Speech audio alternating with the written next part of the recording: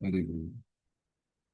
जय राधा माधव कुंज बिहारी गोपीजन वल्लभा गिरिवरधारी यशोदानंदन ब्रज जन रंजन यमुनतिरावनचारी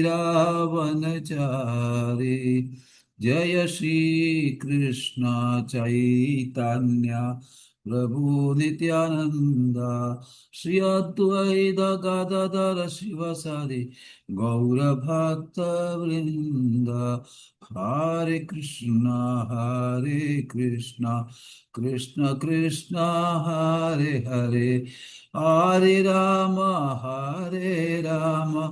राम राम हरे हरे हरे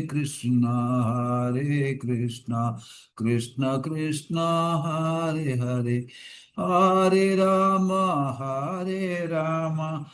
राम राम हरे हरे ओम ज्ञानतिमिरन्धस्य ज्ञानाञ्जनशलाकया चक्षुरुन्मीलितं येन तस्मै श्रीगुरवे नमः।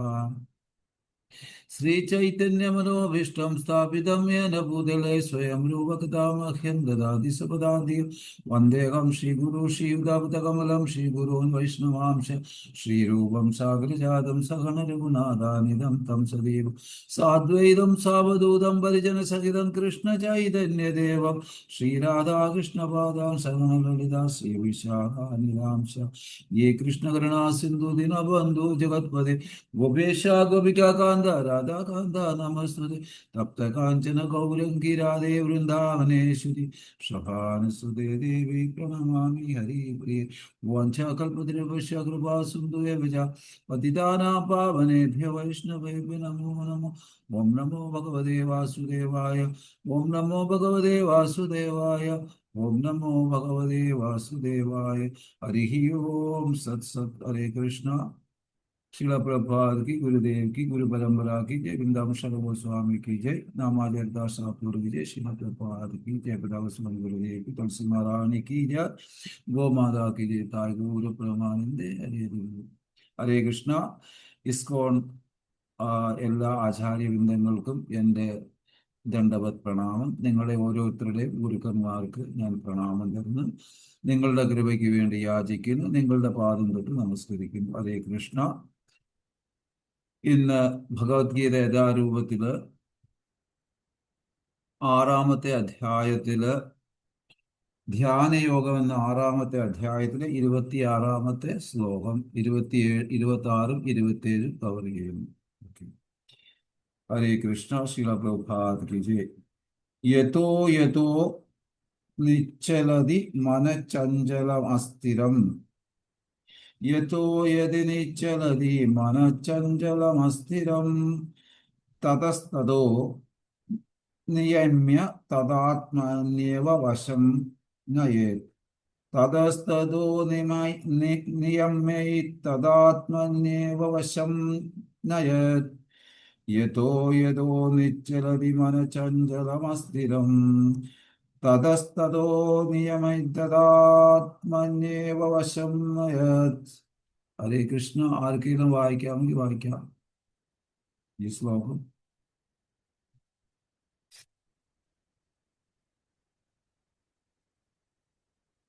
ഹരേ കൃഷ്ണ. 27. പ്രശാന്ത മനസം ഹേനം യോഗിനം സുഖമുത്തമം ഉപൈതി ശാന്തരജസം ബ്രഹ്മഭൂതകൽമഷം.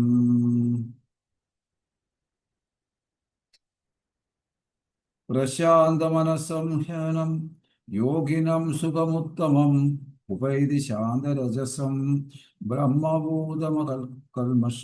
ഹരേ കൃഷ്ണ. ശിവപ്രഭാതിക്ക് പ്രഭാതിന്റെ പദാനുപദ തർജിമ എല്ലാവരും ശ്രദ്ധയിൽ കേൾക്കുക. മനഃ മനസ്സ് ചഞ്ചലം ചഞ്ചലവും അസ്ഥിരം അസ്ഥിരവുമായിട്ട് യതഃ യതഃ ഏതേതിലെല്ലാം നിശ്ചലിത ഇളകുന്നുവോ തതഥാ അതിൽ നിന്ന് ഏതത് ഇതിനെ മനസ്സിനെ നിയമ്യ നിയന്ത്രിച്ചിട്ട് ആത്മനിയേവ ആത്മാവിൽ തന്നെ വശം വശത് നയത് നയിക്കണം. വിവർത്തനം ശിലപ്രഭാതിപിതേ. സ്വഭാവേന ചപലവും ചഞ്ചലവുമായ മനസ്സ് എവിടെയൊക്കെ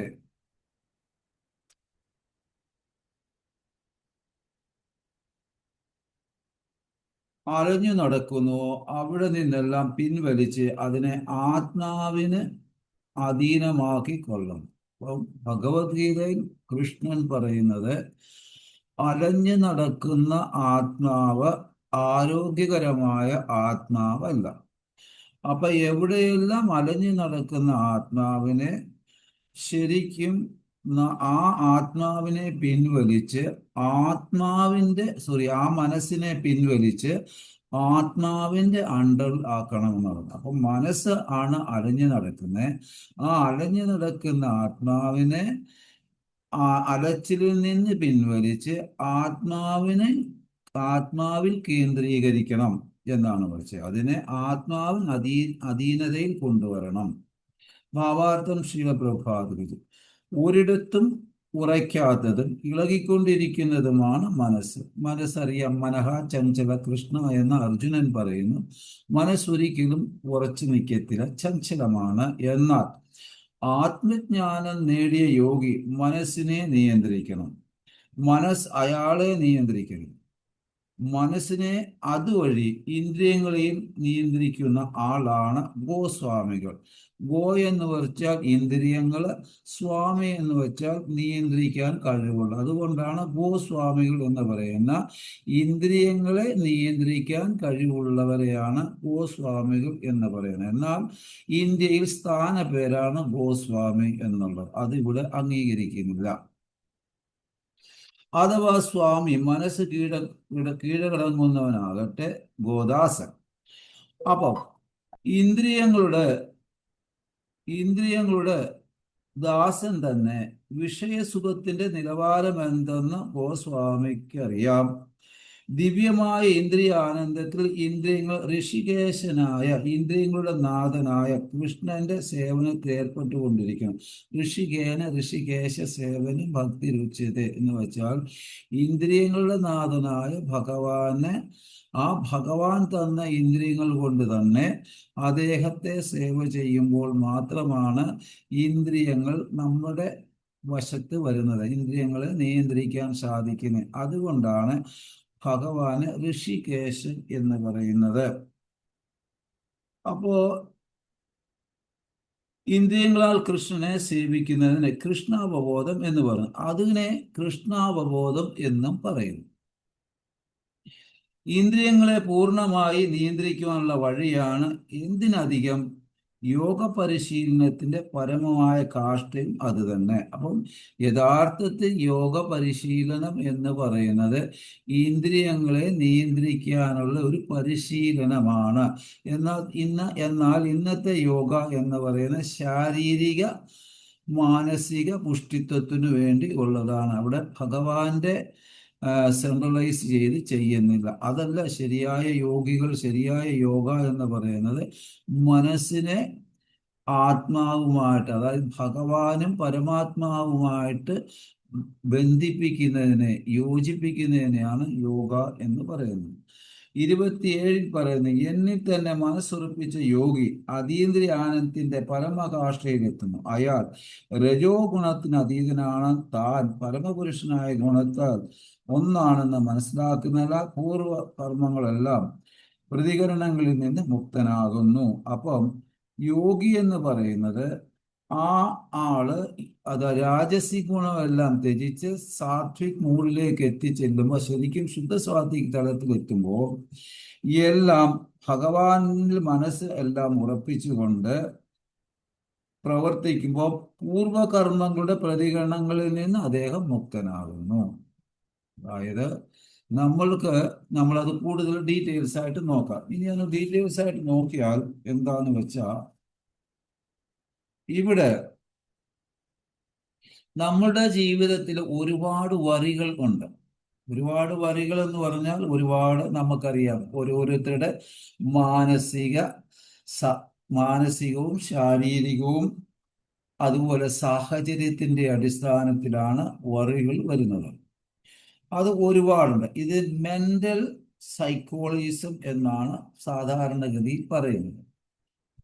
അപ്പോ എന്താന്ന് വെച്ചാൽ സാധാരണ നമ്മൾ വറിയാകുന്നത് ചിലത് വെളിയിൽ നടന്നത് കാരണം, വെളിയിൽ അതായത് നമ്മുടെ ബാഹ്യമായിട്ട് നമ്മുടെ പരിസരങ്ങളും നമ്മുടെ വേണ്ടപ്പെട്ടവരും നമ്മുടെ സുഹൃത്ത് വലയങ്ങളും അവരിൽ നിന്ന് പലതും ഉണ്ടാകുന്നത് കാരണം, അല്ല എങ്കിൽ നടക്കാൻ പോകുന്നതിനെ പറ്റിയുള്ള കാര്യത്തിൽ വ്യാകുലതയിൽ നിന്നുണ്ടാകുന്ന വറികൾ. എന്നാൽ നമ്മുടെ വെളിയിൽ നിന്നും ഒന്നും നടന്നില്ല എന്നാലും നമ്മൾ വറിയാകുന്നു. ഇതാണ് പ്രശ്നം. ചില ആൾക്കാർക്ക് ഒന്നും തന്നെ സംഭവിച്ചില്ലെങ്കിലും വെറുതെ വ്യാകുലരാകുന്നു, വെറുതെ വരിയിൽ ഏർപ്പെടുന്നു. അപ്പൊ ഇത് വലിയൊരു പ്രശ്നമാണ്. നമ്മുടെ മെന്റൽ വറി നമ്മുടെ എല്ലാ രീതിയിലും ഉള്ള എനർജിയെ ഇല്ലാതാക്കും. നമ്മൾ ശ്രദ്ധിക്കണം. നമ്മുടെ മാനസികമായ വറി അല്ലെങ്കിൽ നമ്മുടെ മെന്റൽ വറികള് നമ്മളുടെ എനർജിയെ, എല്ലാ തരത്തിലുള്ള എനർജിയെ നശിപ്പിക്കും. അപ്പോ നമ്മുടെ മെന്റൽ വറി ഈ എല്ലാ എനർജിയെയും ഇല്ലാതാക്കും. എന്നാൽ വറി എന്നത് നമ്മുടെ വേദനയുടെ പലിശയാണ്. അതായത് വേദനയെ ഒരു ലോണായിട്ട് കാണുക.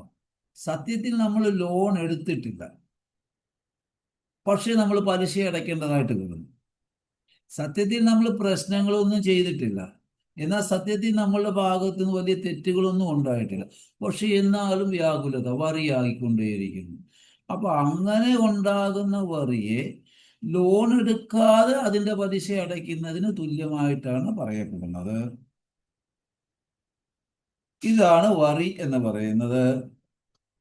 അപ്പൊ നമ്മുടെ ഇന്ദ്രിയങ്ങൾ സന്തോഷമാകുന്നത് നമ്മുടെ സർവീസിൽ കൂടി. അതാണ് ഋഷികേശ് എന്ന് പറയുന്നത്. നമ്മുടെ ഭഗവത് സർവീസിൽ കൂടി നമ്മുടെ ഇന്ദ്രിയങ്ങൾ സന്തോഷമാകുന്നു. ആരുടെ സർവീസിൽ? കൃഷ്ണസേവയിൽ, കൃഷ്ണന്റെ സർവീസിൽ. അപ്പോഴാണ് ഇന്ദ്രിയങ്ങൾ സന്തോഷമാകുമ്പോൾ നമുക്ക് ഇന്ദ്രിയങ്ങളെ നിയന്ത്രിക്കാൻ സാധിക്കുന്നു. അപ്പൊ നമ്മൾക്ക് ഇന്ദ്രിയത്തെ നിയന്ത്രിക്കാൻ കഴിയും. കൃഷ്ണൻ എൻ്റെ സുഹൃത്ത്, അത് കാരണം കൃഷ്ണൻ നോക്കും എല്ലാം എന്ന ഭാവം ഉണ്ടാകുമ്പം ആവശ്യമില്ലാത്ത വറി ഉണ്ടാകുന്നില്ല. അപ്പൊ എന്തുകൊണ്ടാണ് കൃഷ്ണാവബോധത്തിൽ പോയി കഴിഞ്ഞാൽ മനക്ലേശങ്ങളിൽ ശാരീരിക ക്ലേശവും ബുദ്ധികേശങ്ങളും ഒക്കെ ഇല്ലാതാകുമെന്ന് പറയാനുള്ള കാരണം, നമ്മളൊരു തലത്തിലെത്തും കൃഷ്ണനാണ് എൻ്റെ എല്ലാം, എൻ്റെ വെൽവിഷർ, എൻ്റെ അഭ്യുദയകാംക്ഷി കൃഷ്ണനാണ്, കൃഷ്ണൻ എന്നെ എല്ലാ തരത്തിലും നോക്കിക്കൊള്ളും എന്നുള്ള ഒരു മനോഭാവം നമ്മുടെ ഉള്ളിലെ ഭീതറിൽ ഉണ്ടാകുമ്പോൾ നമുക്ക് ആവശ്യമില്ലാത്ത വറികൾ ഉണ്ടാകുന്നില്ല. കാരണം എന്നെ പ്രൊട്ടക്റ്റ് ചെയ്യാൻ എൻ്റെ ഭഗവാൻ എൻ്റെ കൂടെ എല്ലായ്പ്പോഴും ഉണ്ട് എന്നുള്ള മനോഭാവം വരുമ്പോൾ നമുക്ക് ഇങ്ങനെയുള്ള വ്യാകുലതയിൽ നിന്ന് രക്ഷപ്പെടാൻ സാധിക്കുന്നു. പ്രാർത്ഥന ഗൈഡാണ്. എന്തിൻ്റെ? നമ്മുടെ മൈൻഡിൻ്റെ. പ്രാർത്ഥന എന്നുള്ളത് നമ്മുടെ മൈൻഡിന്റെ ഗൈഡാണ്. അപ്പോൾ മൈൻഡിനെ നല്ലതും ചീത്തയും തിരിച്ചറിയുവാൻ സാധിക്കും പ്രാർത്ഥനയിൽ കൂടി. നമ്മൾ ചില കാര്യങ്ങൾ ചെയ്യാൻ പോകുമ്പോൾ മൈൻഡ് പറയും ഇത് ചെയ്യണ്ട. കാരണം അതെന്താ? നമ്മുടെ പ്രാർത്ഥനയിൽ കൂടി. പ്രാർത്ഥന നമ്മുടെ ശരീരത്തിന് ഊർജം തരുന്നു. പ്രാർത്ഥന നമ്മുടെ ആരോഗ്യത്തിന് ഉയർത്തും. അത് കാരണം ആയുസ്സും കൂടുന്നു. പ്രാർത്ഥന നമ്മുടെ ശരീരത്തിന് ഒരു എക്സ്ട്രാ ഊർജം ഉണ്ടാകുന്നു. പ്രാർത്ഥന നമ്മുടെ ശരീരത്തിന് ആരോഗ്യം തരുന്നു. അത് കാരണം നമുക്ക് ആയുസ്സും കൂടുന്നു. പ്രാർത്ഥന നമ്മുടെ ആത്മാവിന്റെ ഊർജമാണ്. പ്രാണശക്തി. കാരണം ഭഗവാന്റെ അംശമായ ആത്മാവ് പ്രാർത്ഥനയിൽ കൂടി മാത്രമേ സന്തോഷിക്കൂ. അതായത് ഭഗവാനെ സ്തുതിക്കുമ്പോൾ സ്തോത്രപ്രിയനായ കൃഷ്ണൻ സന്തോഷിക്കുന്നത് പോലെ ആ കൃഷ്ണന്റെ അംശമായ ആത്മാവും സന്തോഷിക്കുന്നു. കാരണം ആത്മാവിന്റെ സ്വരൂപത്തിൽ വരുമ്പോൾ ആത്മാവ് സന്തോഷിക്കുന്നു. അപ്പൊ ഭഗവാനും സന്തോഷിക്കുന്നു. ഭഗവാൻ സന്തോഷിക്കുമ്പോൾ സ്വാഭാവികമായിട്ട് ആത്മാവും സന്തോഷിക്കും. നമ്മുടെ മൈൻഡിനെ അപ്ഗ്രേഡ് ചെയ്യണം. അപ്പൊ നമ്മുടെ മൈൻഡിനെ അപ്ഗ്രേഡ് ചെയ്യണമെന്ന് 6-ാമത്തെ അധ്യായത്തിൽ 5-ാമത്തെ ശ്ലോകം തന്നെ, ഈ അധ്യായത്തിൽ 5-ാമത്തെ ശ്ലോകത്തിൽ കൂടി ഭഗവാൻ പറയുന്നു, ഓരോ വ്യക്തികളും അവരവരുടെ മൈൻഡിനെ അപ്ഗ്രേഡ് ചെയ്യണമെന്ന് പറയുന്നു. നമ്മളൊക്കെ കമ്പ്യൂട്ടറും മൊബൈലും ഒക്കെ അപ്ഗ്രേഡ് ചെയ്യുന്നില്ല, അതേമാതിരി. ഉദ്ധരേധ ആത്മാന ആത്മാനാം ആത്മാന അവസാദേ ആത്മീയവ ഹയാത്മാനെ ബന്ധുരാത്മീയവ രിപുരാത്മനഃ. അതായത് മനുഷ്യന്റെ മനസ്സിന്റെ സഹായത്തോടെ സ്വയം ഉദ്ധരിക്കണം ഓരോ വ്യക്തിയും. അതപ്പതിക്കരുത്. ബദ്ധനായ ആത്മാവിന്റെ തന്റെ മനസ്സ് ബന്ധുവും ശത്രുവും ആണ്. പക്ഷെ ഒരിക്കലും ശത്രുവാക്കാൻ നോക്കരുത്, ബന്ധുവാക്കാൻ നോക്കണം. ബദ്ധനായ ആത്മാക്കളുടെ മനസ്സ് എപ്പോഴും അവരുടെ ശത്രുവായിരിക്കും. ബദ്ധനായ ആത്മാവ് പറഞ്ഞാൽ ത്രിഗുണങ്ങളാൽ ബന്ധനസ്ഥരായി കിട്ടിയിട്ടുള്ള ഭൗതിക ജീവിതത്തിൽ ഭൗതികതയിൽ കുടുങ്ങിക്കിടക്കുന്ന ആത്മാവിനെ ബന്ധനസ്ഥനായി കിടക്കുന്ന ആത്മാക്കളെയാണ് ബദ്ധാത്മാക്കൾ അല്ലെങ്കിൽ ബന്ധനായ ആത്മാക്കൾ എന്ന് പറയുന്നത്. കൃഷ്ണൻ പറയുന്നത് നമ്മുടെ മൈൻഡിനെ അപ്ഗ്രേഡ് ചെയ്യാൻ നമ്മുടെ സുഹൃത്താക്കൂ. അപ്പൊ കൃഷ്ണൻ വ്യക്തമായിട്ട് ഈ ശ്ലോകത്തിൽ പറയുന്നത്, ഭഗവത്ഗീതയിൽ പറയുന്നത്, നമ്മുടെ മൈൻഡിനെ അപ്ഗ്രേഡ് ചെയ്തുകൊണ്ട് നമ്മൾ മൈൻഡിനെ സുഹൃത്താക്കൂ എന്ന് പറയുന്നു. അപ്പം ആറ്റിറ്റ്യൂഡ് എന്നാൽ നമ്മുടെ വിചാരങ്ങളും ചിന്തകൾ, 1 സൂക്ഷ്മ ശരീരം, 2 സ്ഥൂല ശരീരം. ആത്മാവ് അകത്തും പുറത്തും സമ്പർക്കം ചെയ്യുന്നത് മൈൻഡിൽ കൂടിയാണ്. ആത്മാവ് നമ്മുടെ വെളിയിലെയും അകത്തെയും നമ്മുടെ ശരീരത്തിന്റെ അകത്തെയും നമ്മളിൽ നടക്കുന്ന പ്രവർത്തികളിൽ സമ്പർക്കം ചെയ്യുന്നത് എന്തിൽ കൂടിയാണ്? മൈൻഡിൽ കൂടിയാണ്. അപ്പൊ ആൾക്കാർ വിചാരിക്കും ആത്മാവ് സമ്പർക്കം നടത്തുന്നില്ല എന്ന്. ആത്മാവ് സമ്പർക്കം നടത്തുന്നുണ്ട്. എന്തിൽ കൂടി? മൈൻഡിൽ കൂടി. ഇവിടെ പ്രാർത്ഥനയുടെ പ്രാധാന്യം എന്ന് പറയുന്നത്, നമ്മുടെ ശരീരത്തെ സാധനാ ശരീരമെന്നും ചിത്തശരീരമെന്നും 2 ശരീരമാണ്. സാധനാ ശരീരം എന്ന് പറഞ്ഞാൽ നമ്മുടെ ഈ ശരീരത്തിൽ നിന്നുകൊണ്ട് ഭഗവാന്റെ നാമം ജപിക്കുകയും സേവ ചെയ്യുകയും ശാസ്ത്രങ്ങൾ പഠിക്കുകയും ജീവിതത്തെ അപ്ഗ്രേഡ് ചെയ്ത് മനസ്സിനെയൊക്കെ അപ്ഗ്രേഡ് ചെയ്ത് മുന്നോട്ട് കൊണ്ടുപോകുന്നത് ശരീരത്തെയാണ് സാധനാ ശരീരം എന്ന് പറയുന്നത്.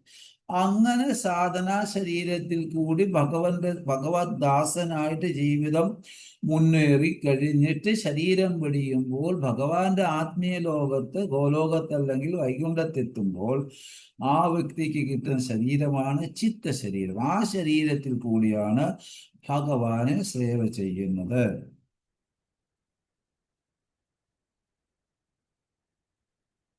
അപ്പൊ ഇവിടെ മൈൻഡ് ആരോഗ്യമുള്ള മൈൻഡ് വരുന്നു. അപ്പൊ സാധനാ ശരീരത്തിൽ കൂടി നമ്മൾ ജീവിക്കുമ്പോൾ മൈൻഡ് ആരോഗ്യമുള്ളതായിട്ട് വരുന്നു. അപ്പം സ്ഥിരതയുള്ള മൈൻഡായി മാറും. മൈൻഡ് ആരോഗ്യമുള്ള സമയത്താണ് ആ ഭഗവത് സേവയിൽ കൂടി ഭഗവാന്റെ നമ്മുടെ സാധന ശരീരത്തിൽ കൂടി ഭഗവത് സേവ ചെയ്ത് ഭഗവാന്റെ പാദകമലത്തിൽ മനസ്സിനെ സമർപ്പിതമാക്കി ജീവിതത്തെ മുന്നോട്ട് കൊണ്ടുപോകുമ്പോൾ അപ്പൊ എന്താണ്? സ്ഥിരതയുള്ള ഒരു മൈൻഡായി മാറുന്നു. അത് ചെയ്തില്ലെങ്കിൽ ചഞ്ചല മനസ്സാകുന്നു മൈൻഡ്. അപ്പൊ നമുക്ക് ചഞ്ചല മനസ്സ് വേണോ സ്ഥിരതയുള്ള മനസ്സ് വേണോ എന്ന് നാം ഓരോരുത്തരും ചിന്തിക്കണം. ഇതാണ് ഭഗവത്ഗീത വ്യക്തമായിട്ട് പറഞ്ഞത്. ഭഗവാൻ പറയുന്നത് തസ്മാ സർവേഷു കാലേഷു മാ അനുസ്മര യുദ്ധച മയി ആർപ്പിത മനോർബുദ്ധി. എനിക്ക് നിന്റെ മനസ്സും ബുദ്ധിയും എന്നിൽ അർപ്പിക്കൂ, എനിക്ക് വേറെ ഒന്നും വേണ്ടാന്ന്. പക്ഷെ ഇത് രണ്ടും നമ്മൾ ഭഗവാനിൽ അർപ്പിക്കുന്നില്ല. അതാണ് നമ്മളുടെ പ്രശ്നം, ചഞ്ചലമാകുന്നത്. ആൾക്കാർ മനസ്സിനെ അത്ര കാര്യമാക്കാത്തത് എന്ത്? കാണാൻ പറ്റാത്തത് കൊണ്ട്. എന്നാൽ ശരീരത്തിനെ കാണാൻ പറ്റും, മനസ്സിനെ ആർക്കും കാണാൻ പറ്റത്തില്ല, എങ്കിൽ ശരീരത്തിനെ കാണാൻ പറ്റും. അതുകൊണ്ടാണ് ആൾക്കാർ മനസ്സിനെ അത്ര കാര്യമാക്കാത്തത്. നമ്മുടെ ജീവിതത്തിൽ നമുക്ക് കാണാൻ പറ്റാത്തത് പലതുമുണ്ട്. വളരെ പ്രാധാന്യം, നമ്മൾ വായുവിനെ, നമ്മുടെ ഇമോഷനെ കാണാൻ പറ്റില്ല. എന്നാൽ രണ്ടും നമുക്ക് വളരെ വലുതാണ്, അത്യന്താപേക്ഷിതമാണ്. വായു ഉണ്ടെങ്കിലേ നമുക്ക് ജീവിക്കാൻ പറ്റും, നമ്മളുടെ ഇമോഷനും നമുക്ക് വേണം. പക്ഷെ ഇതിനെ രണ്ടിനെ നമുക്ക് കാണാൻ പറ്റുമോ? പറ്റത്തില്ല. വേദിക് കൾച്ചർ വിദ്യാഭ്യാസമില്ലാത്തവർക്കും ആ വേദിക് കൾച്ചർ അറിയാവുന്ന വ്യക്തിക്ക് വിദ്യാഭ്യാസം ഇല്ല എങ്കിലും മനസ്സിന്റെ പ്രാധാന്യം അറിയാം. മൈൻഡ് ഒരുപാട് ചിന്തകൾ ഉണ്ടാക്കുന്നു, മൈൻഡിൽ ഒരുപാട് ചിന്തകൾ ഉണ്ടാക്കുന്നു. ഇന്റലിജൻസ് നല്ലത് ചീത്ത എന്നുള്ളതിനെ തിരഞ്ഞ് മാറ്റാനുള്ള കഴിവുണ്ടാക്കുന്നു. ഇവിടെ ഈഗോ ചെയ്യുന്നു. സാധാരണഗതിയിൽ ബുദ്ധിയില്ല, അഹങ്കാരം കാരണം ബുദ്ധി നഷ്ടപ്പെട്ടു എന്നൊക്കെ പറയുന്നു. കാരണം നല്ലതും ചീത്തയായാലും ഈഗോ വർക്ക് ചെയ്യുമ്പോൾ പൊതുവെ സാധാരണക്കാർ പറയും അഹങ്കാരത്തിൽ നിന്നാണ് ഉടലെടുത്തത് ഈ സ്വഭാവം എന്ന്. അതെന്താണ്? വ്യക്തിയുടെ ഈഗോ വർക്ക് ചെയ്യുന്നത് കൊണ്ടാണ്. അപ്പൊ ഈഗോ കാരണം, അഹങ്കാരം കാരണം എന്ത് നഷ്ടപ്പെടുന്നു? ബുദ്ധിനാശം സംഭവിക്കുന്നു, ബുദ്ധി നഷ്ടപ്പെടും. ജിതം ജഗത് കേന മനോഹിയേത. ജിതം ജഗത് ഖേന എന്ന് വെച്ചാൽ ആര് കൈയടക്കും? മനോഹിയേന, മനസ്സ് കൈയടക്കും.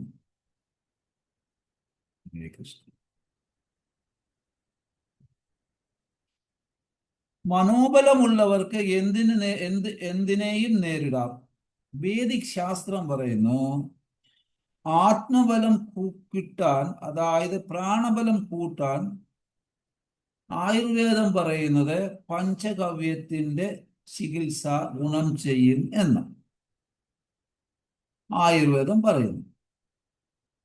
നമ്മൾ ഭൗതിക ലോകത്ത് കഴിയുമ്പോൾ നമ്മൾ കാണേണ്ടത് പോസിറ്റീവായിട്ട് വേണം എല്ലാത്തിനെയും. നമ്മുടെ ജീവിതത്തിൽ എന്തെല്ലാം സംഭവിക്കുന്നു അതെല്ലാം ഭഗവാന്റെ ഇംഗിതമില്ലാതെ നടക്കില്ല. അപ്പൊ നമ്മൾ എന്ത് ചെയ്യണം?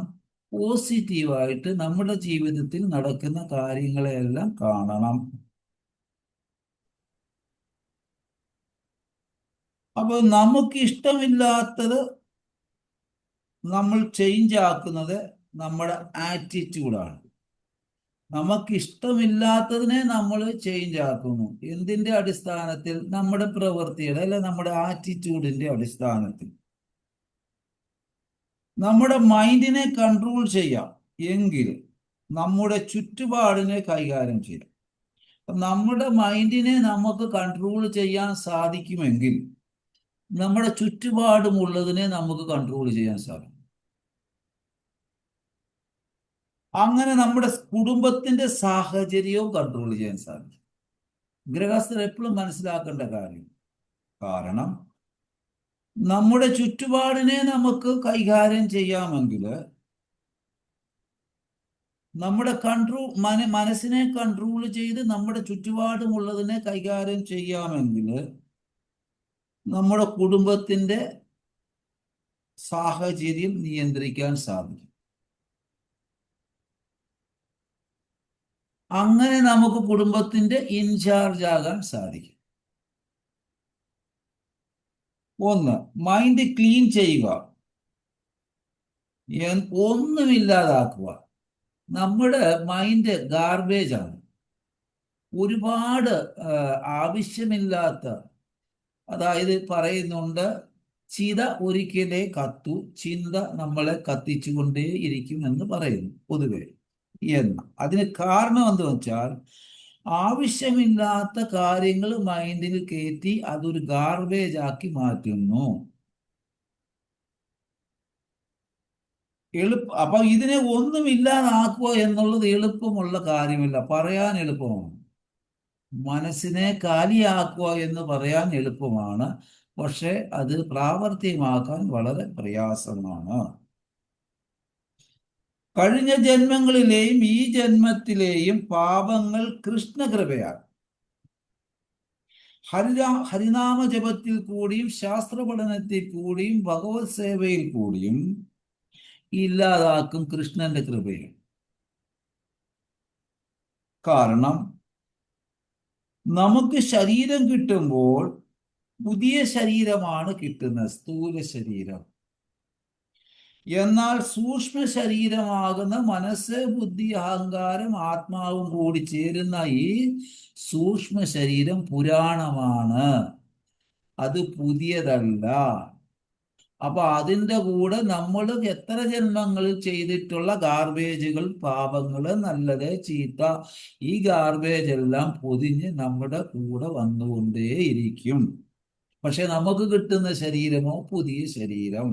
പക്ഷേ മനസ്സും ബുദ്ധിയും അഹങ്കാരവുമാകുന്ന ആത്മാവും കൂടി ചേർന്ന ഈ സൂക്ഷ്മ ശരീരം പുതിയ ശരീരമല്ല, ഇത് പഴയ ശരീരമാണ്. എന്നാൽ മനസ്സ് പഴയതാണെന്നുള്ളത് മറക്കരുത്. എക്സ്ചേഞ്ച് പോളിസി ഇല്ല ഇവിടെ. ഇവിടെ എന്തില്ല? എക്സ്ചേഞ്ച് പോളിസി ഇല്ല.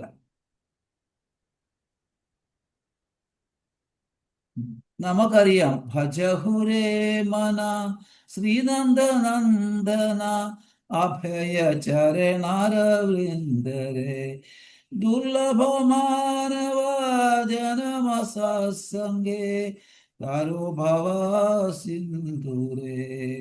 ഭജഹുരേ മന, ആരെ ഭജിക്കണമല്ലയോ മനസ്സെ?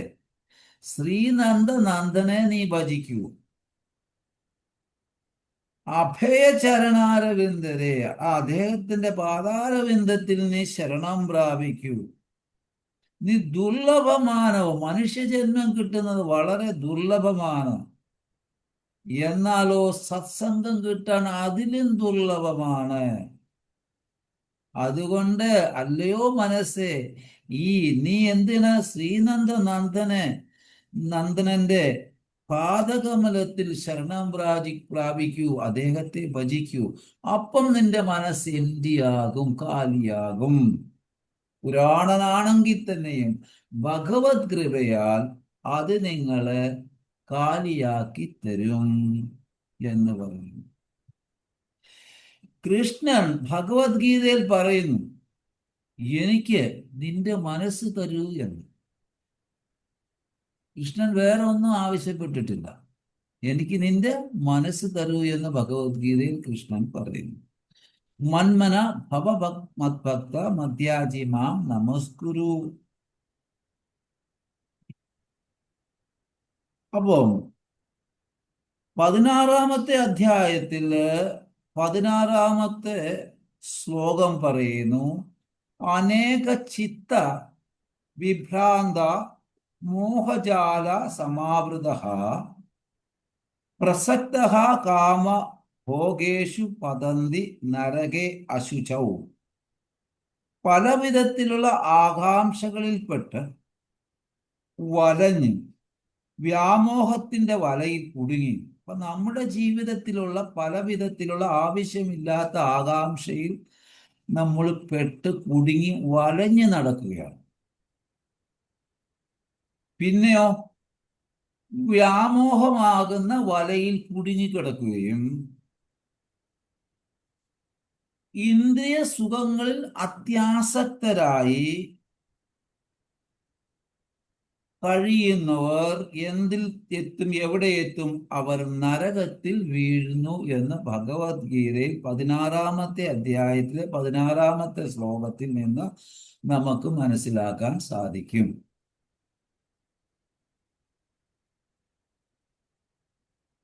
അപ്പൊ വ്യാമോഹത്തിലാകുമ്പോൾ പല ഡയറക്ഷനിൽ വലിക്കുന്നത് കാരണം താഴെ വീഴും. അപ്പൊ നാം എല്ലാവരും വ്യാമോഹത്തിലാകുമ്പോൾ നമ്മളെ പല ഡയറക്ഷനിലാണ് വലിക്കുന്നത്.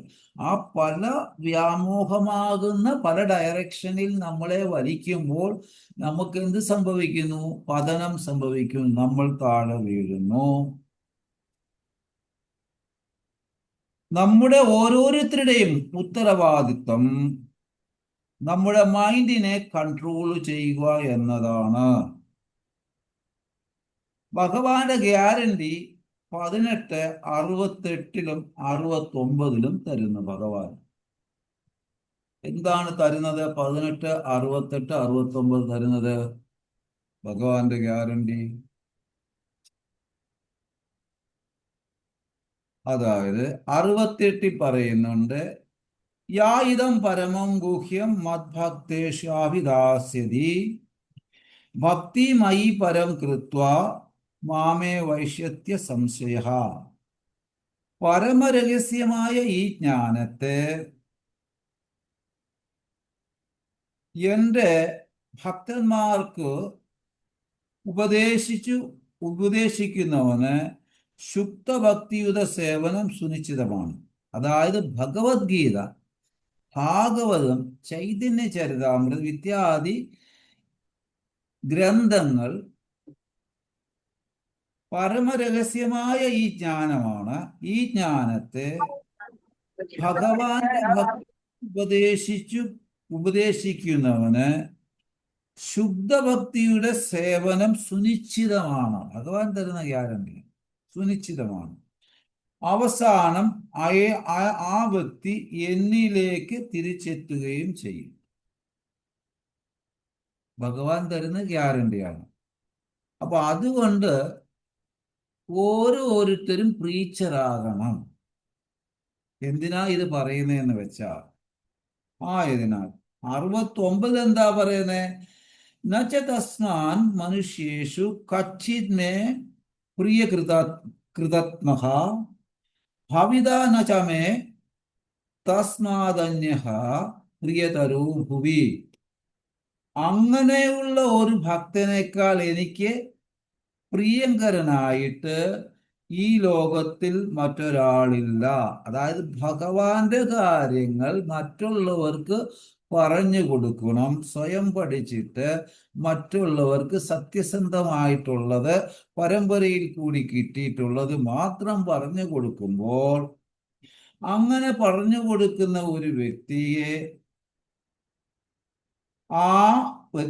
എനിക്ക് അധികം പ്രിയങ്കരനാണ്. എന്നിട്ടോ ആ വ്യക്തിക്ക് തുല്യമായിട്ട് ഈ ഭൂലോകത്ത് എനിക്ക് ആരുമില്ല, വേറൊരാളില്ല, ഇനി ഒരിക്കലും ഉണ്ടാവുകയുമില്ല. ഹരേ കൃഷ്ണ പ്രഭുജി, ദുർഗാ പ്രഭു, ഹരേ കൃഷ്ണ, ദണ്ഡവാത്, ജയ ഹോ പ്രഭു, താങ്ക് യു.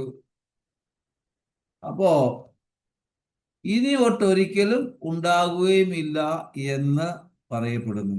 അപ്പൊ നോക്കിക്കേ, ഭഗവാന്റെ കാര്യങ്ങൾ മറ്റുള്ളവർക്ക് പറഞ്ഞു കൊടുക്കുന്ന വ്യക്തിയെ ഭഗവാൻ എന്തുമാത്രം ഇഷ്ടമാണെന്നും, അപ്പൊ ഭഗവാന്റെ ഭക്തന്മാരെ ഭഗവാന്റെ പാദകമലത്തിൽ ശരണം പ്രാപിക്കാൻ ആസക്തി ഉള്ളവർക്ക് ഭഗവാൻ പ്രിയങ്കരനല്ലേ?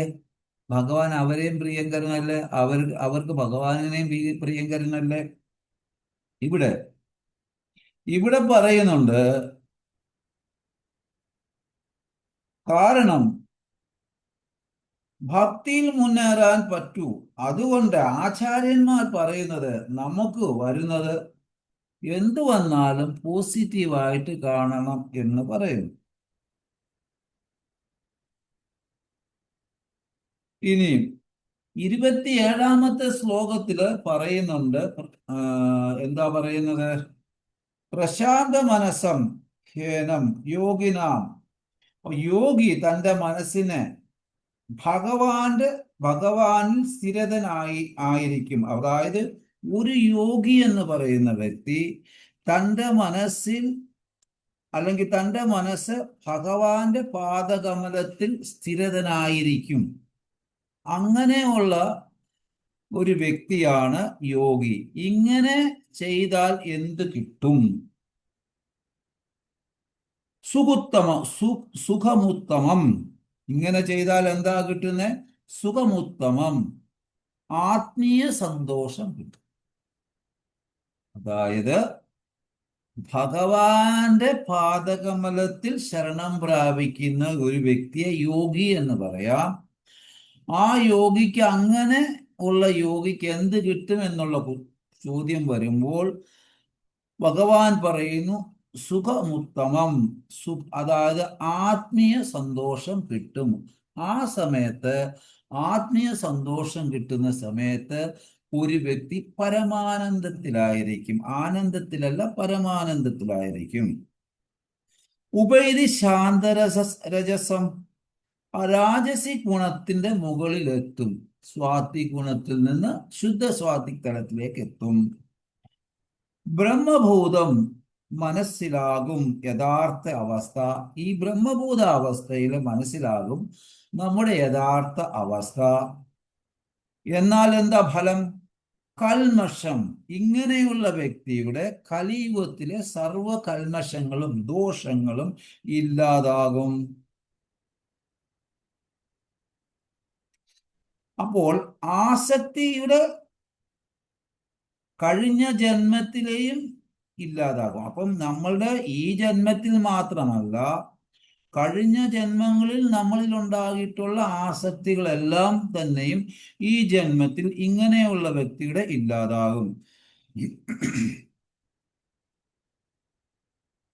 അപ്പോ കൃഷ്ണൻ പറയുന്നു, മനസ്സിനെ എന്നിൽ സ്ഥിരപ്പെടുത്തി ബ്രഹ്മഭൂത അവസ്ഥയിൽ എത്തുക. ഇവിടെ ബ്രഹ്മഭൂതാവസ്ഥ, ബ്രഹ്മഭൂത പ്രസന്നാത്മ ന ശോഷതി ന കാംക്ഷതി എന്ന് പറയുന്നു.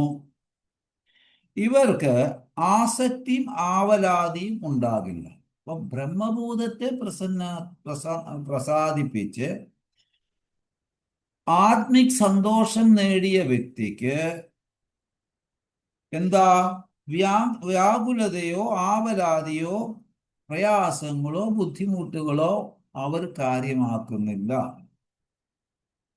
ആത്മീയ അവസ്ഥയിൽ ഭഗവത് സേവ ചെയ്തുകൊണ്ടേ ഇരിക്കും. അങ്ങനെയുള്ള വ്യക്തിക്ക് ആവലാതി ഉണ്ടാകില്ല, ഭൗതിക അശുദ്ധം ബാധിക്കുന്നില്ല. അവർ ആത്മീയ അവസ്ഥയിൽ തന്നെ നിന്നുകൊണ്ട് ഭഗവത് സേവ ചെയ്യും. ഇങ്ങനെയുള്ള വ്യക്തി എല്ലായ്പ്പോഴും പ്രസന്നനായിരിക്കും, അതായത് സന്തോഷവാനായിരിക്കും. വ്യാകുലത വെടിഞ്ഞു കഴിഞ്ഞാൽ, ആവശ്യമില്ലാത്ത ആവലാതി വെടിഞ്ഞു കഴിഞ്ഞാൽ, ആകാംക്ഷ വെടിഞ്ഞു കഴിഞ്ഞാൽ, ആകാംക്ഷ ഭഗവാനെ കിട്ടാൻ വേണ്ടി വേണം, ഇടിഞ്ഞു കഴിഞ്ഞാൽ ആ വ്യക്തി എപ്പോഴും പ്രസന്നാത്മനാണ്. ഇല്ലെങ്കിൽ താടിക്ക് കൈ കൊടുത്ത് കവിള് വീർത്ത് ടെൻഷൻ അടിച്ചിരിക്കും. സാധാരണഗതിയിൽ ദേഷ്യം, വെപ്രാളം, ആകാംക്ഷ, ഈ 3 അവസ്ഥയിൽ കൂടി എല്ലാ വ്യക്തികളും കടന്നു പോകുന്നു. ദേഷ്യം നമ്മുടെ കൂടപ്പിറപ്പാണ്. വെപ്രാളം ചിലരിൽ കൂടിയും കുറഞ്ഞും ഒക്കെ ഇരിക്കും. ആകാംക്ഷ എല്ലാവരിലും ഉണ്ടാകും. ഈ 3 കാര്യം, ഈ 3 അവസ്ഥയിൽ കൂടിയാണ് ഓരോ മനുഷ്യന്റെയും ജീവിതം കടന്നു പോകുന്നത്. ഇങ്ങനെയുള്ള വ്യക്തി എല്ലായ്പ്പോഴും ആവശ്യമില്ലാത്ത ചിന്തയിലായിരിക്കും. ഈ 3 അവസ്ഥയിൽ കൂടി കടന്നു പോകുന്ന വ്യക്തി ജീവിതത്തിൽ ഒരു പ്രശ്നവും ഇല്ലെങ്കിൽ തന്നെയും പുള്ളി ചിന്താഗതിയിലായിരിക്കും, ആവശ്യമില്ലാത്ത ചിന്തയിലായിരിക്കും. നമ്മൾ ഭഗവാന്റെ ശുദ്ധ സേവയും ശുദ്ധ ഭക്തിയും എപ്പം ചെയ്യാൻ പറ്റും? കാരണം നമ്മുടെ നാമജപത്തിൽ കൂടി മാത്രം നമുക്ക് കൃഷ്ണനെ കിട്ടില്ല. കാരണം നമ്മുടെ നാമജപം ക്ലിയർ അല്ല. അതുകൊണ്ട് നമുക്ക് ആകാംക്ഷ വേണം. എനിക്ക് എപ്പോ കൃഷ്ണനെ കിട്ടും എന്നുള്ള ഒരു ആകാംക്ഷ ഉണ്ടെങ്കിൽ കൃഷ്ണനെ കിട്ടും. അപ്പൊ അതിന്റെ കൂടെ നമ്മൾ ഭക്തനാ ഭഗവത് സേവ ചെയ്യണം, ആകാംക്ഷ ഉണ്ടായിരിക്കണം. എനിക്ക് എപ്പോ എൻ്റെ ഭഗവാനെ കിട്ടും, എനിക്ക് എപ്പം എൻ്റെ ഭഗവാന്റെ പാദകമലത്തിൽ ശരണം പ്രാപിക്കാൻ പറ്റും എന്നുള്ള ആകാംക്ഷ. കാരണം ജീവിതത്തിൽ പ്രയാസം വരുമ്പോൾ നാം എല്ലാവരും ഭഗവാന്റെ അടുക്കൽ പോകും. ബിസിനസ്. ഇത് ശരണാഗതിയല്ല. എന്നാൽ ശരണാഗതി എന്ന് പറയുന്നത് ജീവിതത്തിലെ സുഖസൗകര്യമുള്ള സമയത്ത് സുഖഭോഗങ്ങളെയൊക്കെ ത്യജിച്ചിട്ട് ഭഗവാന്റെ പാദകമലത്തിൽ ശരണം പ്രാപിക്കുന്നതിനെയാണ് ശരണാഗതി എന്ന് പറയുന്നത്. അപ്പൊ നമ്മുടെ ജീവിതത്തിൽ ശരണാഗതി വേണമെങ്കിൽ നമ്മുടെ ജീവിതത്തിൽ നമ്മൾ എപ്പോഴും നമ്മളിൽ വരുന്നതിനെ പോസിറ്റീവായിട്ട് കണ്ട് ഭഗവത് പാദകമലത്തിൽ ശരണം പ്രാപിച്ച് ഭഗവത് സേവയിൽ ഏർപ്പെടുന്ന വ്യക്തിയാണ് ശരണാഗതി എന്ന് പറയുന്നത്. ആ വ്യക്തി ഭൗതികതയിലെ വസ്തുതകൾ കിട്ടാതാകുമ്പോൾ നമുക്കെല്ലാവർക്കും ക്രോധവാനാകുമ്പോൾ ആ ക്രോധവാനാകുന്നു വളരെ പെട്ടെന്ന് കൃഷ്ണനിൽ നിന്ന് അകന്നു പോകുന്നു. അപ്പൊ ഏതൊരു വ്യക്തി ഭൗതിക സുഖഭോഗങ്ങൾ കിട്ടാതെ വരുമ്പോൾ ആസക്തിയുള്ള വ്യക്തിക്ക്, അങ്ങനെയുള്ള ആസക്തിയുള്ള വ്യക്തി പെട്ടെന്ന് ക്രോധവാനാകുന്നു. ആ ക്രോധത്തിന്റെ പരിണിതഫലം എന്താണെന്ന് വെച്ചാൽ ആ വ്യക്തി കൃഷ്ണനിൽ നിന്ന് അകന്നു പോകുന്നു. ഞാൻ കെയർ ടേക്കർ മാത്രമാണെന്നുള്ള വിചാരത്തില് ഈ ശരീരത്തിൽ കൃഷ്ണൻ ആണ് ഈ ശരീരത്തിലെ യഥാർത്ഥ പ്രൊപ്പറേറ്റർ കൃഷ്ണനാണെന്നുള്ള ഭാവത്തിൽ വേണം.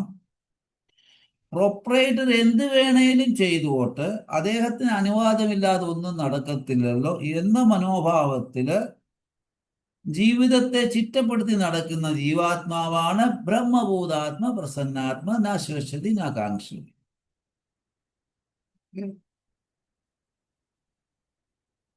അപ്പൊ കൃഷ്ണൻ എൻ്റെ ശാശ്വത സംരക്ഷകൻ, എൻ്റെ അഭ്യുതകാംക്ഷി.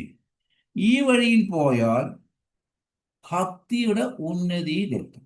ഏതൊരു വ്യക്തി ചിന്തിക്കുന്നു എൻ്റെ കൃഷ്ണൻ ഈ ശരീരത്തിൻ്റെ എല്ലാമെല്ലാമാണ്, എൻ്റെ അഭ്യുദയകാംക്ഷിയാണ്, എൻ്റെ ശാശ്വതമായ സംരക്ഷകനാണ്, അങ്ങനെയുള്ള വിചാരത്തിൽ, അങ്ങനെയുള്ള ഭാവത്തിൽ ജീവിതത്തെ ചിട്ടപ്പെടുത്തി മുന്നോട്ട് പോകുമ്പോൾ ഭക്തിയുടെ ഉന്നതിയിലെത്തും. ഹരികഥ മറ്റു പ്രവർത്തികളെ നമ്മുടെ ജീവിതത്തിൽ നിന്ന് എടുത്തു കളയും. ഹരികഥ ആവശ്യമില്ലാത്ത പ്രവർത്തികൾ, നമുക്ക് ആവശ്യമില്ലാത്ത പ്രവർത്തികൾ നമ്മുടെ ജീവിതത്തിൽ നിന്ന് എടുത്തു കളയും. തീവ്ര ഭക്തി കിട്ടുമ്പോൾ ശുദ്ധഭക്തന്റെ സംഘം കൊണ്ടേ സാധിക്കും. അപ്പൊ തീവ്ര ഭക്തി ഒരു വ്യക്തിക്ക് കിട്ടണമെങ്കിൽ ആ വ്യക്തി ശുദ്ധഭക്തനുമായിട്ടുള്ള സംഘം ഉണ്ടായിരിക്കണം. നമുക്കറിയാം, ജ്ഞാനപ്പാനയിൽ എളുതായിട്ട് മുക്തി ലഭിക്കാനായി ചെവി തന്നത് കേൾപ്പിനെല്ലാരും. ചെറിയ തോതിലെങ്കിലും മുക്തി വേണമെങ്കിൽ നമുക്ക് ചെവി തന്നിട്ടുണ്ട്. ആ ചെവി കൊണ്ട് ഭഗവാന്റെ കാര്യങ്ങൾ കേൾക്കുകയും, ശ്രവണമാണ് ഭക്തിയുടെ അടിസ്ഥാനം, ബേസിക്. അപ്പൊ തുടക്കം എന്ന് മനസ്സിലാക്കിക്കൊണ്ട് ആ ചെവിയെ നമ്മുടെ ജീവിതത്തിൽ ഉപയോഗിക്കണം. ഇന്ന് രാഷ്ട്രീയവും മറ്റു കാര്യങ്ങളും ഗോസിപ്പുകളും മറ്റത് നമ്മൾ കേൾക്കാൻ നമുക്ക് ഇൻട്രസ്റ്റ്. കാരണം എന്താ? നമ്മുടെ മനസ്സ് ഗാർബേജ് ആണ്. അതുകൊണ്ട് നമുക്കത് കേൾക്കാനാണ് ആസക്തി. അപ്പോൾ ആ ജ്ഞാനപ്പാന പറയുന്ന ചെവി എന്തിനാണ്? അപ്പൊ ചെവി ഗാർബേജ് ആയി. അപ്പോ നാരായണന് 4 കൈ കൊണ്ടാണ് ദാനം ചെയ്യുന്നത്. എന്നാലോ ലക്ഷ്മി മാത കാണുന്നു ഒരു സാധനം പാത്തു വെക്കുന്നു നാരായണൻ. എന്താണെന്ന് ഒരു മാത ചോദിച്ചപ്പോ പറയുന്നു, ശാന്തിയും സുഖവുമാണ് ഞാൻ പാത്തു വെച്ചത്. കാരണം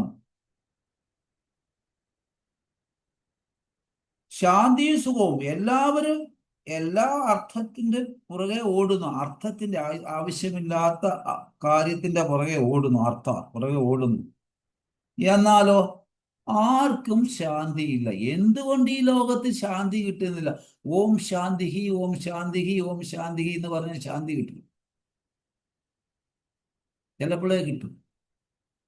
അപ്പൊ ശാന്തി കിട്ടണമെങ്കിൽ ഭഗവാൻ പറയുന്നിട്ടുള്ളത് കേട്ട് ജീവിക്കുമ്പോൾ, നമ്മുടെ മനസ്സിനെ ഗാർബേജ് ആക്കാതെ ഇരിക്കുമ്പോൾ, നമ്മുടെ ഇന്ദ്രിയങ്ങളെ കൊണ്ട് ഭഗവാന്റെ സേവ ചെയ്യുമ്പോൾ മാത്രമേ നമുക്ക് ശാന്തി ഉണ്ടാവുള്ളൂ. അത് നാരായണനാ തരുന്നത്. അപ്പൊ ശാന്തി വരുമ്പോഴേ നമുക്ക് സുഖമുണ്ടാവുള്ളൂ. കാരണം ഇത് കിട്ടണമെങ്കിൽ ഭഗവാന്റെ പാദകമലത്തിൽ ശരണം പ്രാപിക്കും. അതിനാണ് പറയുന്നത്, സത്യയുഗം ബദ്രിനാഥ്, ത്രേതായുഗം രാമേശ്വരം, കലിയുഗം ജഗന്നാഥ്പുരി എന്ന് പറയപ്പെടുന്നു. അതായത് ചാണക്യ പണ്ഡിതൻ പറയുന്നത്, പൃഥ്വിഭൂഷണം രാജ, രാജ്യം ഭൂഷണമാകണമെങ്കിൽ നല്ല രാജാവ് വേണം, ഋഷി തുല്യനായ ഭരണകർത്താവായിരിക്കണം. അപ്പോഴേ ആ രാജ്യം ഭൂഷണമാകും. നാരീണാം ഭൂഷണം മതി, ഒരു നാരി ഭൂഷണമാകണമെങ്കിൽ ഭർത്താവ്. എന്തുകൊണ്ടാണ് സ്ത്രീകൾ നിർബന്ധമായിട്ട് കല്യാണം കഴിക്കണമെന്ന് പറയാൻ? ശാസ്ത്രത്തിന്റെ അടിസ്ഥാനത്തിൽ സ്ത്രീയുടെ പകുതി പാപം പുരുഷൻ സ്വീകരിക്കും. സ്ത്രീകൾക്ക് പാപം കളയാൻ വേറെ വഴികളൊന്നുമില്ല, പുരുഷൻ സ്വീകരിക്കും. അപ്പൊ പുരുഷന്മാർക്ക് ഒരുപാട് വഴി. അപ്പൊ സ്ത്രീകൾ പാപം, അതായത് സ്ത്രീ ഭൂഷണമാകണമെങ്കിൽ പതി നിർബന്ധമാണ്, കല്യാണം കഴിച്ചിരിക്കണം. ഗർഭഭൂഷണം ചന്ദ്രോ, നിലാവ് ഭൂഷണമാകണമെങ്കിൽ ആകാശത്ത് ചന്ദ്രൻ വരണം, ചന്ദ്രൻ ഭൂഷണം, നിലാവ് വരണം. വിദ്യ സർവസ്യ ഭൂഷണം, വിദ്യ ഭൂഷണമാകണമെങ്കിൽ ആ വ്യക്തി വിദ്വാനായിരിക്കണം, അപ്പോഴേ ആ വ്യക്തി സുന്ദരനാകുള്ളൂ. ഒരു വ്യക്തി വിദ്വാനാണെങ്കിൽ ആ വ്യക്തിയുടെ വിദ്യാഭ്യാസം ഭൂഷണമാകും, ആ വ്യക്തിക്ക് സൗന്ദര്യമുണ്ടാകും. തൊലിവെടുപ്പല്ല പറയുന്നത്. ഇതിന്റെ അർത്ഥം കൃഷ്ണ സാന്നിധ്യമുള്ളപ്പം എല്ലാവരും സുന്ദരനായിരിക്കും. ഏതൊരു വ്യക്തിക്ക് കൃഷ്ണ സാന്നിധ്യമുണ്ടോ അപ്പോഴാണ് ആ വ്യക്തി സുന്ദരനാകുന്നത്, അല്ലെങ്കിൽ സുന്ദരിയാകുന്നത്. മുക്തിയിത്യ അനിത്യരൂപം സ്വരൂപേണ വ്യവസ്ഥിതി, നമ്മുടെ യഥാർത്ഥ സ്വരൂപം ജീവസ്വരൂപേ നിത്യേന കൃഷ്ണദാസ് എന്നുള്ള ഭാവത്തിലെത്തുമ്പോ ആത്മീയ അവബോധം നമ്മുടെ കൃഷ്ണന്റെ പാദകമലത്തിൽ എത്തിച്ചേരും. ഹരേ കൃഷ്ണ. എന്തെങ്കിലും സംശയം ഉണ്ടെങ്കിൽ ചോദിക്കും. ദുർഗാദാസ് പ്രഭു, താങ്ക് യു. പ്രഭുവിനെ കണ്ടതിൽ കുറെ നാളുകൾക്ക് ശേഷം. ഹരേ കൃഷ്ണ.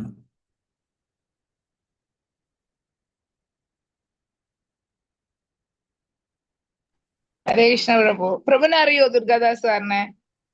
അറിയുമോ? നമ്മുടെ പഴയ ചങ്ങാതിയാ. ആണോ? കുറെ നാളായി ഇപ്പൊ കണ്ടിട്ട്. ഹരേ കൃഷ്ണ. എന്തൊക്കെയുണ്ട് ഇപ്പൊ വിശേഷം? സുഖമായിരിക്കണോ? ഹരേ കൃഷ്ണ മാതേ, സുഖമായിരിക്കണോ?